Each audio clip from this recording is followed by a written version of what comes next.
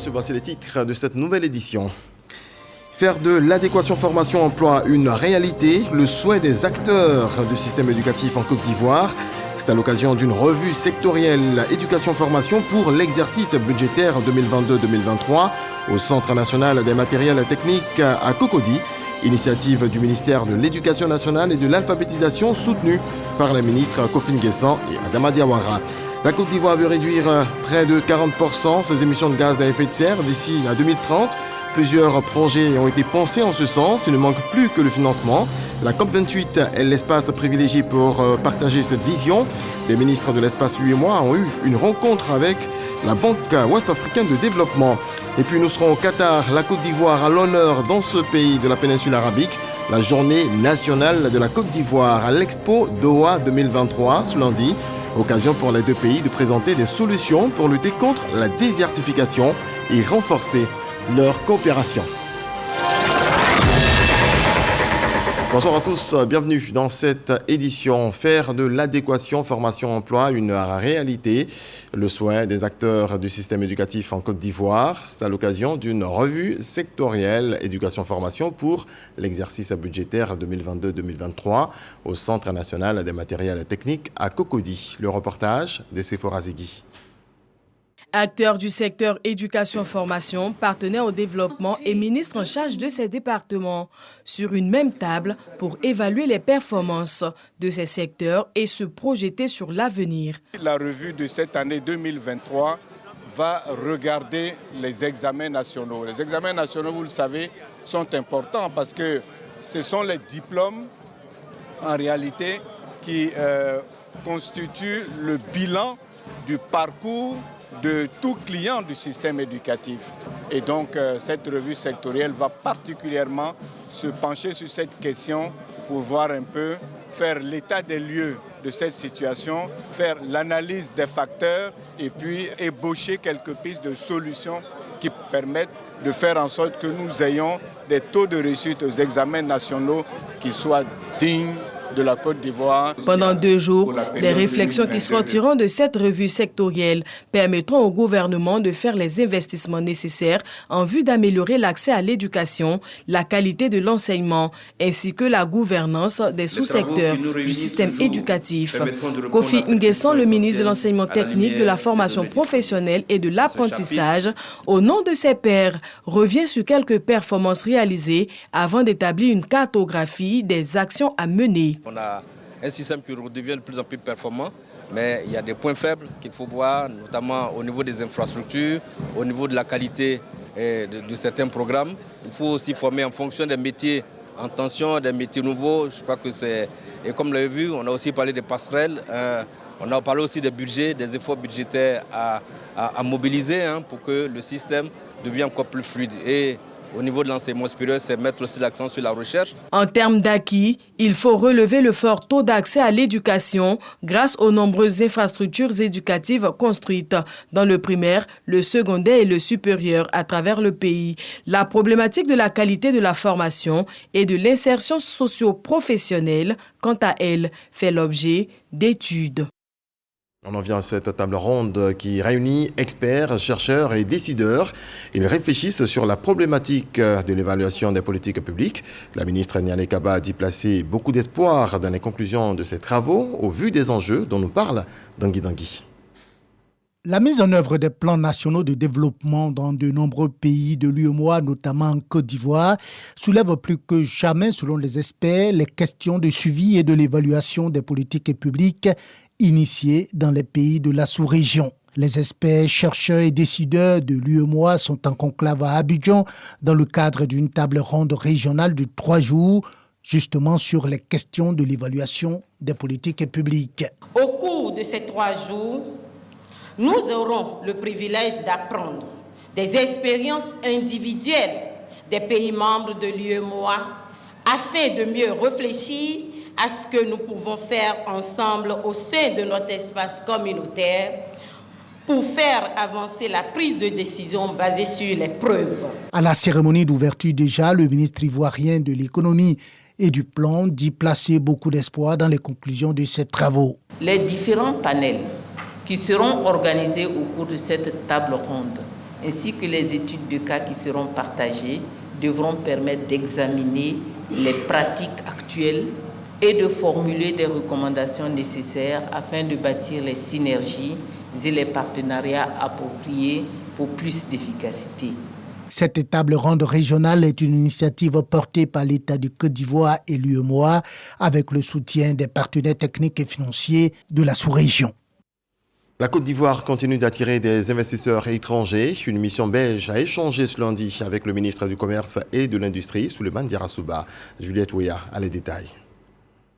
La Belgique veut investir en Côte d'Ivoire. 81 entreprises belges séjournent actuellement dans le district d'Abidjan. Ces femmes et hommes d'affaires venus de la Flandre, dans le nord de la Belgique, et de la Wallonie, dans la partie sud, veulent placer leurs capitaux dans divers secteurs d'activité, dont l'agro-industrie, l'économie numérique et l'industrie pharmaceutique. Des sociétés actives dans des secteurs extrêmement importants pour le développement économique de la Côte d'Ivoire et qui figurent en bonne position dans la vision 2030 mise en place par les autorités ivoiriennes. Le ministère du Commerce, de l'Industrie et de la Promotion des petites et moyennes entreprises, de son côté, se félicite de la coopération bilatérale. Je voudrais encourager le secteur privé belge à saisir toutes les opportunités qu'offre notre pays en investissant dans tous les secteurs que la Côte d'Ivoire, du fait de son positionnement géographique, constitue une porte d'entrée stratégique sur le continent africain et dans la région ouest africaine en particulier. Ainsi, investir en Côte d'Ivoire, c'est accéder immédiatement au marché de la CEDEAO avec 15 pays de plus de 450 millions d'habitants et également du marché de la zone de libre-échange continentale africaine avec plus de 1,3 milliard de consommateurs. En 2022, la Belgique représentait le 10e client mondial de la Côte d'Ivoire avec 4,1% de la valeur globale des exportations ivoiriennes, soit 414 milliards de francs CFA, et le 6e fournisseur mondial de la Côte d'Ivoire avec 4,7% de la valeur globale des importations ivoiriennes, soit 511 milliards de francs CFA.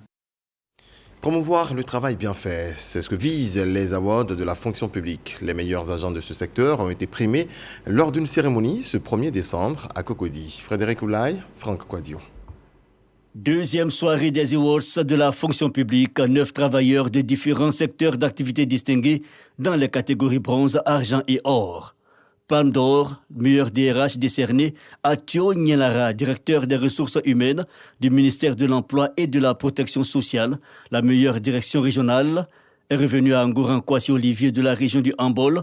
Guillaume Kofindri s'offre la palme d'or du meilleur agent de la fonction publique. C'est le travail de l'ensemble de ses collaborateurs dirigé par le directeur que je suis.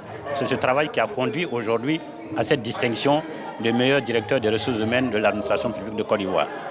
Donc c'est une satisfaction, une fierté, de joie, mais en même temps, c'est un défi pour nous. Des prix, fruits de l'acharnement et du dévouement au travail, Françoise Remarque, ministre de la Culture, exprime son admiration. Venant moi-même du secteur privé, je peux vous dire que ce que je vois au quotidien est extraordinaire et qu'aujourd'hui, le service public, grâce à votre travail, grâce à votre transformation, n'a rien à envier au secteur privé. Je suis vraiment très très fière d'en faire partie. Pour la ministre d'État, ministre de la fonction publique et de la modernisation de l'administration, les journées et les awards de la fonction publique, autant de concepts qui visent à valoriser les fonctionnaires à travers la célébration du mérite. Et je peux vous assurer que moi, je n'ai que vous, fonctionnaires de Côte d'Ivoire, pour réaliser ce rêve, le rêve du président de la République, mais le rêve de ses populations. C'est ce qui explique donc que nous avons imaginé ces awards pour valoriser le fonctionnaire, pour célébrer le mérite et pour montrer à toute la Côte d'Ivoire que cela est possible. Au nombre des personnes et structures distinguées, des partenaires au développement, mais aussi la presse. 19 organes, dont la RTI, ont reçu des prix d'encouragement et de remerciements pour l'accompagnement des initiatives du ministère. Je le disais à l'instant, la Côte d'Ivoire veut réduire à près de 40% ses émissions de gaz à effet de serre d'ici à 2030. Plusieurs projets ont été pensés en ce sens. Il ne manque plus que le financement. La COP28 est l'espace privilégié pour partager justement cette vision. Des ministres de l'espace UEMOA ont eu une rencontre avec la Banque ouest africaine de développement BOAD. Grace Kando est à Dubaï. 4 ministres de l'environnement de l'espace UEMOA se sont retrouvés autour d'un panel organisé par la BOAD et la commission de l'UEMOA. Ces ministres ont présenté les rapports sur les contributions déterminées de leurs pays respectifs en vue de réduire les émissions de gaz à effet de serre. La question du financement des projets de mise en œuvre de ces rapports au centre des échanges. Nous avons mentionné la capacité propre de la Banque ouest africaine de développement à aller chercher ses ressources sur la base de ses mérites propres. Nous avons maintenant accès, notamment dans le cadre du Fonds vert pour le climat, à une enveloppe de 250 millions de dollars par projet, ce qui nous donne des capacités supplémentaires. Donc il s'agit maintenant pour nous de travailler encore plus avec les États sur la façon avec laquelle nous allons structurer les produits, sur la façon avec laquelle nous allons reporter, c'est-à-dire suivre, tracer de manière précise les impacts de ces projets.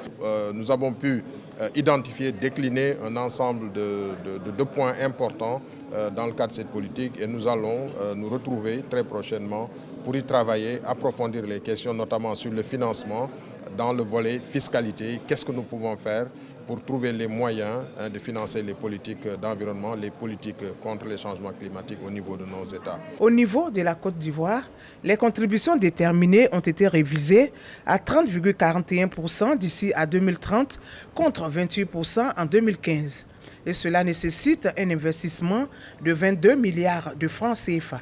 Nous avons appris avec beaucoup de satisfaction les efforts qui sont faits par la BOAD qui nous accompagne depuis longtemps dans le financement de développement de la Côte d'Ivoire. Mais pour cette question spécifique de lutte contre le changement climatique, la BOAD est toujours à nos côtés, engagée à nous accompagner. Je voulais l'en remercier au nom du président Alassane Ouattara. En plus de la BOAD et de l'UEMOA, le ministre Jacques Assaoré-Conan compte multiplier les rencontres avec d'autres partenaires financiers pour la mise en œuvre des CDN du pays. Un retour en Côte d'Ivoire, on se rend à Bouaké et ce don du ministre Amadou Koné, don de matériel roulant à la police municipale et à la brigade régionale de la salubrité du ministère de l'hydraulique, de l'assainissement et de la salubrité. C'est dans le cadre de la semaine de la salubrité à Bouaké. Boubacar Silla, Kader Sogodogo. 15 motos, des bottes et des casques. C'est le don du conseil municipal de Bouaké à la police municipale et à la brigade de salubrité pour renforcer leur capacité dans la lutte contre l'insalubrité dans la commune. Du matériel roulant, remis par le ministre Amadou Koné, maire de la commune de Bouaké, dans le cadre de la semaine de la salubrité initiée dans la ville. Nous avons inscrit au nombre de nos priorités donc la question de la propreté dans la ville de Bouaké. Nous avons commencé depuis 2 mois donc une opération de salubrité à Bouaké qui se déroule très bien. Dans son programme d'encourager les populations de Bouaké à rendre leur cadre de vie sain, le ministre Amadou Koné est sur le terrain. Marché du Carrefour Saint-Pierre, quartier Air France 2, après le curage des caniveaux, le maire sensibilise les commerçants à assainir leur environnement. Même exercice le long du boulevard Rennes-Pokou qui part du quartier commerce jusqu'à l'université. Nous allons continuer avec l'aide de la NAGER, donc du ministère chargé donc, de la salubrité, de faire en sorte que Bouaké donc, soit beaucoup plus propre, beaucoup plus accueillante. Les élus et cadres de la commune exhortent également les populations à accompagner la municipalité dans sa quête de débarrasser Bouaké des ordures. Une grande partie de la population a compris l'importance de la propreté autour de soi, dans son milieu de travail et même dans la ville. Mais il faut continuer à sensibiliser. La semaine de la salubrité est à sa 3e édition. Des poubelles sont aussi installées le long des artères principales de la commune. Depuis quelque temps, les autorités municipales mènent une lutte acharnée contre l'insalubrité et l'incivisme environnemental. L'Office ivoirien du patrimoine culturel reçoit 250 000 $, soit plus de 160 millions de francs CFA de la part des États-Unis. Une enveloppe pour la préservation des mosquées historiques dans certaines localités du nord du pays. Serge Pakomdidi était à la signature de convention. Commentaire, Jean-Marc Adjadji. Signature de convention entre l'ambassade des États-Unis en Côte d'Ivoire et le ministère de la Culture et de la Francophonie. Ce protocole d'accord porte sur les rénovations de mosquées de style soudanais inscrites sur la liste du patrimoine mondial de l'UNESCO en juillet 2021. Les mosquées de Kani, Siana, région du Worodougou, Nafana, région du Tchologo, Tienengboué, région du Béré et Biron, région du Poro. Nous avons à Siana une mosquée qui date depuis plus de 500 ans. La mosquée est en train d'aller en ruine. Et donc si on la restaure, pour nous c'est véritablement une chance. Ce projet vient pour réhabiliter 5 mosquées de style soudanais, vraiment qui est important pour la communauté, qui va les aider, Inch'Allah, à préserver ces acquis et pour la génération future. Plus de 100 millions de francs CFA, c'est le montant de la subvention accordée par les États-Unis pour la mise en œuvre de ce programme de préservation de ces mosquées. Ce financement permettra la numérisation et la réhabilitation de ces édifices historiques en vue de leur consolidation et leur préservation. Ce projet est assez innovant. C'est un projet de transmission de métiers séculaires à de jeunes. Et c'est aussi bien sûr un projet qui permettra de créer des emplois pour notre jeunesse. Avec ce projet, on peut faire connaître un peu plus l'histoire, le patrimoine, la préservation de l'histoire qui est très important. Ce projet vient ainsi renforcer la politique culturelle et touristique dans le nord de la Côte d'Ivoire, avec des retombées économiques pour les populations. On part au Qatar. La Côte d'Ivoire a l'honneur dans ce pays de la péninsule arabique, la journée nationale de la Côte d'Ivoire à l'Expo Doha 2023 ce lundi. Occasion pour les deux pays de présenter des solutions pour lutter contre la désertification et renforcer leur coopération. On voit cela avec Jean-Jacques Akwami.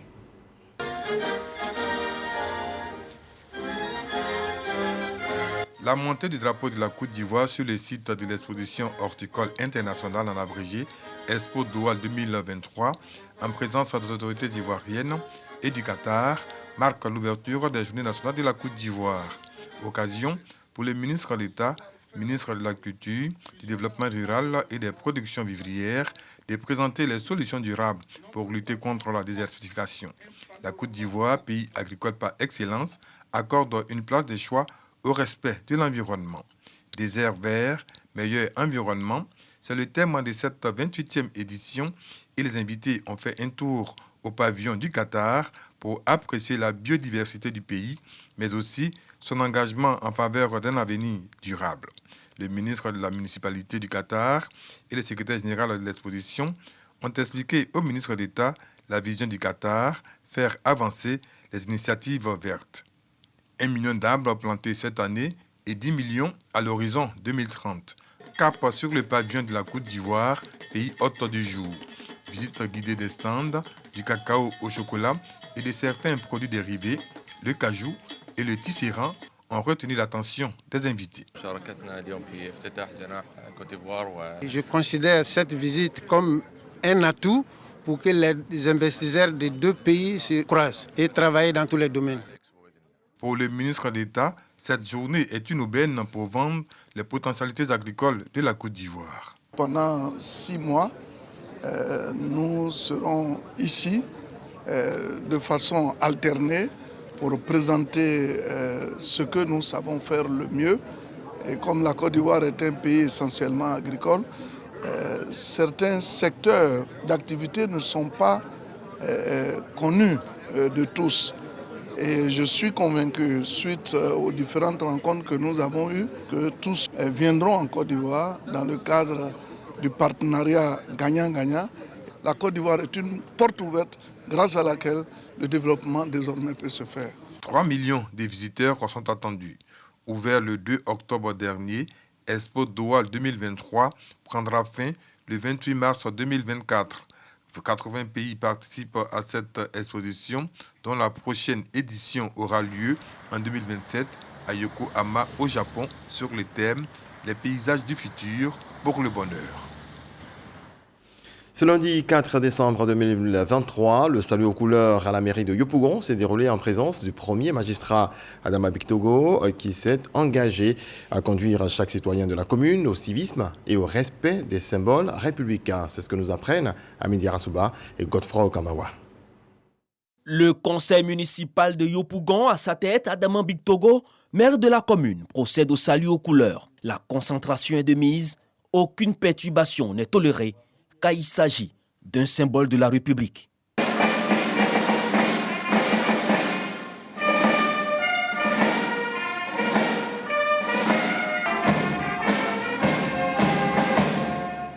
À travers cet acte, le conseil municipal veut prôner les valeurs de civisme et de citoyenneté aux populations. La municipalité, c'est aussi éduquer. Aujourd'hui, élever le sens du devoir des administrés aux couleurs du pays, je pense que c'est plus que louable, ça a félicité. Adama Bictogo indique que cet exercice sera institué dans toutes les structures publiques de la commune. Pour notre génération, le salut au drapeau à l'école primaire, au lycée, c'était une obligation tous les lundis matins. Donc j'ai considéré que notre cité, la commune de Yopougon, qui est donc le symbole et l'expression même de la Côte d'Ivoire plurielle, avait besoin de renforcer encore plus son civisme et son engagement républicain. Et je voudrais donc, à partir de la mairie, pouvoir donc imposer le salut dans tous les lycées de Yopougon et tous les collèges et dans tous les services publics. Le salut aux couleurs, un devoir civique qui participe à inculquer à tout individu le respect des symboles républicains.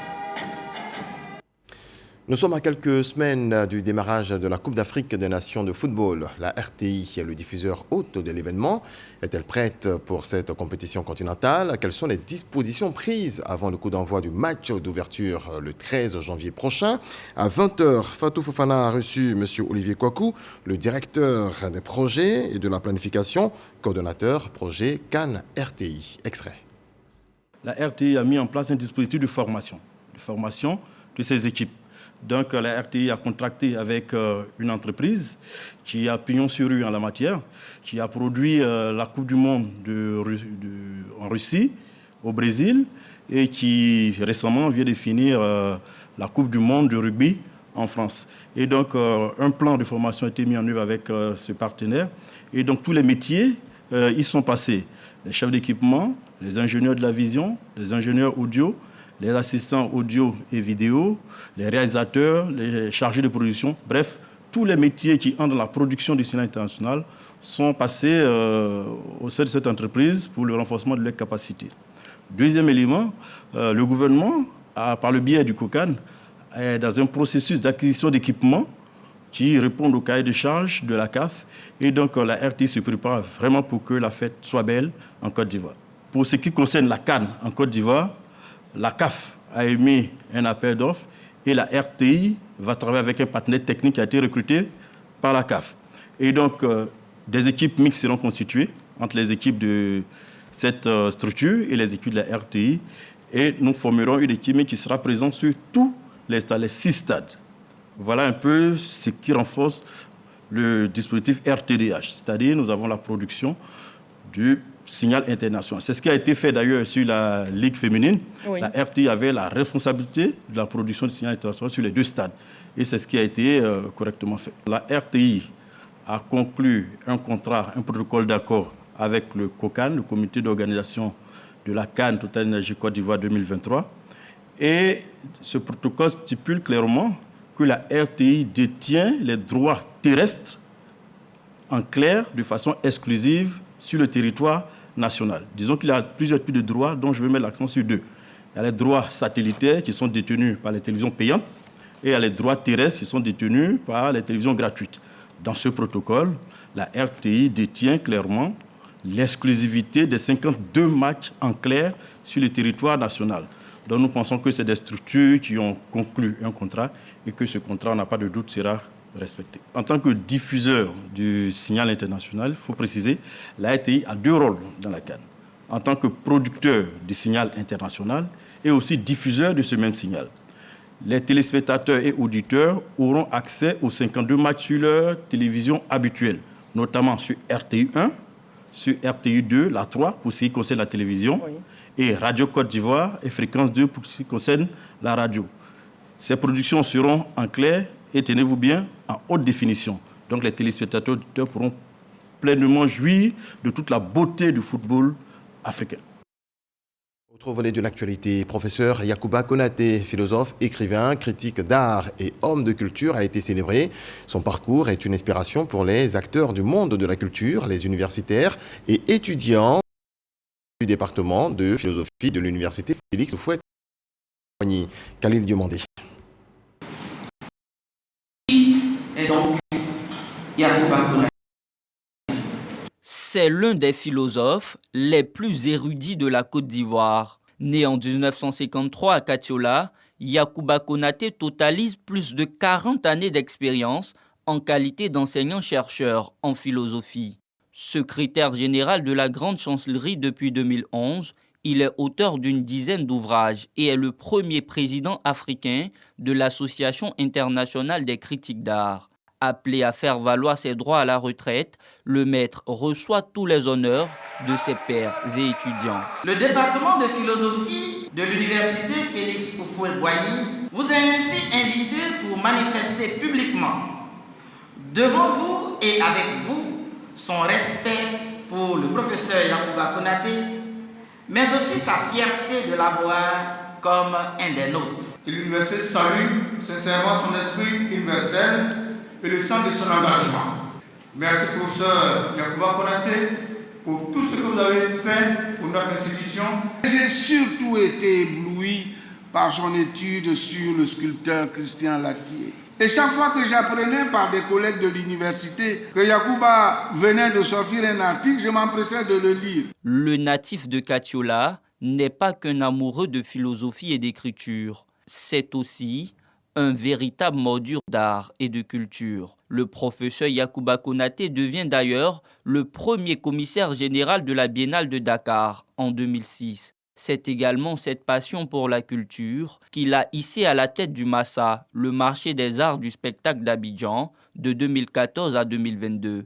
Je suis très ému et je pense que j'ai une dette de reconnaissance envers tous ceux qui ont rendu les témoignages. Aux jeunes, ce que j'aimerais dire, c'est de se tenir prêt. Se tenir prêt, ça veut dire étudier et puis être à l'écoute des opportunités. Madame la ministre de la Culture et de la Francophonie nous a instruit de dire ces mots de reconnaissance, son respect, son admiration pour professeur Yacouba Konaté, pour sa forte contribution à la promotion de notre patrimoine culturel et artistique.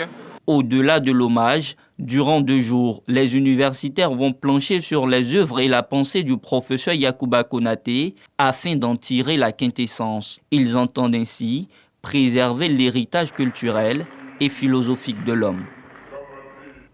Les populations du département de Transua se sont retrouvées dans le village de Kwasi-Siranou, village de la sous-préfecture d'Assuifri, pour la célébration du Mourofié Pessier. Cet événement, qui est à sa 10e édition et qui magnifie l'Ignam, marque le nouvel an chez le peuple bron. Herman Niamia. Kwasi-Siranou, village de la sous-préfecture d'Assuifri, accueille la 10e édition du Mourofié Pessier. Cette fête qui célèbre l'Ignam marque aussi le nouvel an chez le peuple bron. Elle se veut tournante dans les sous-préfectures de Transua, d'Assuifri et de Kwasi-Nandini. Et cette année, l'événement a enregistré la présence de plus de 100 têtes couronnées et leur reine-mère. Selon le commissaire général de l'événement, la célébration de cette fête permet de préserver et de transmettre le patrimoine culturel d'une génération à une autre, favorisant ainsi la continuité et la cohésion sociale. C'est aussi une occasion de rassemblement pour renforcer les liens familiaux et communautaires. C'est pour montrer à la face du monde ce que regorge notre culture. Beaucoup de richesses que nous allons ressortir dans les années à venir pour montrer à la face du monde que nous avons beaucoup de trésors cachés.